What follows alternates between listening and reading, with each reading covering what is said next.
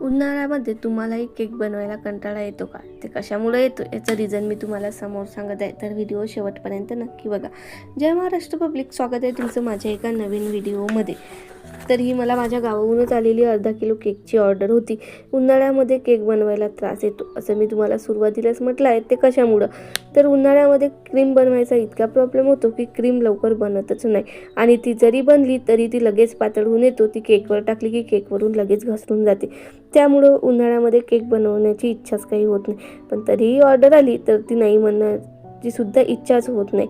तर असंच मी ही सुद्धा एक ऑर्डर घेतलेली होती. तर ब्रेड वगैरे शिजवून घेतला, 3 लेयरमध्ये मी ब्रेडसुद्धा कट करून घेतला. त्यानंतर मग मी बेसवर सगळ्यात आधी क्रीम लावली.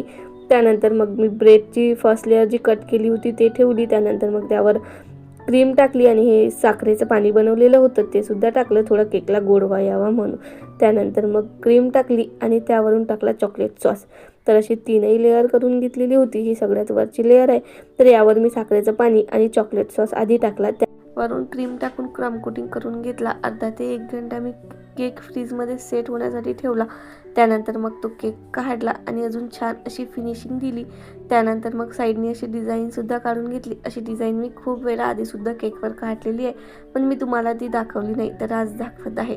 त्यानंतर मग चॉकलेटी फ्लेवर होता, त्यामुळं मग मी चॉकलेटसुद्धा बनवून घेतलं आणि साईडनी अशी डिझाईन देत आहे. ही डिझाईन मला खूप आवडते. तसंही चॉकलेट फ्लेवर असला की जास्त करून मग मी अशी डिझाईन केकवरती देत असते. इथे थोडा चॉकलेटचा प्रॉब्लेम झाला, तो असा की जेव्हा मी साईडने चॉकलेटची डिझाईन दिली तेव्हा तर ती छान प्रकारे पडली आणि ती दिसतही मस्त होती.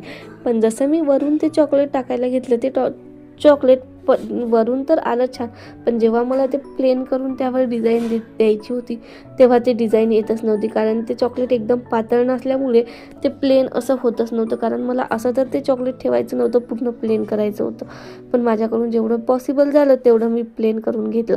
त्यानंतर मग मी मधामध्ये रेड कलरचं जेल घेतलं आणि जेल ते टाकून घेतलं. आधी तर मला या जेलचा कलर काही आवडलाच नाही. मग मी मधात इथे नोझलच्या सहाय्याने फ्लावर वगैरे काढून घेतले. त्यानंतर मग मी मधात चॉकलेट वगैरे टाकलं आणि डिझाईनसुद्धा कंप्लीट केली. आणि जेव्हा फायनल मग केक रेडी झाला तेव्हा मग ते डिझाईनसुद्धा छान वाटत होती आणि जेलचा कलरही तो रेड मस्त वाटत होता. पण जेव्हा मी सर्वात आधी टाकला तेव्हा मला तो आवडलेलाच नव्हता. आणि हो, तुम्हालाही केक आणि डिझाईन आवडली की नाही ते तुम्ही मला कमेंट्स करून नक्की सांगा. भेटूया नवीन व्हिडिओमध्ये नवीन केकसोबत. तोपर्यंत जय शिवराय.